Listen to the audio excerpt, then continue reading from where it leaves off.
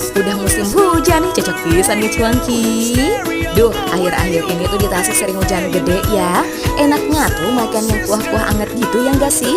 Aha, Mimin tahu nih solusinya. Hayu cuanki di Cuanki Station rame-rame. Pas hawa dingin, makan cuanki dijamin mantap jiwa.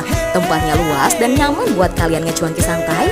Menu wajib yang harus kalian coba tuh cuanki SS-nya. Isiannya komplit, ada bakso urat, tetelan, siomay goreng, tahu kukus, cuanki lidah, cuanki batagor. Yang bikin lebih mantap tuh topping tetelannya. Dikasih banyak nih, nggak pelit. Tekstur tetelannya empuk loh. Bakso urat daging mantap pisan coy. Kuahnya pasti seruput beneran ngeunah euy. Berasa pisan loh kaldunya.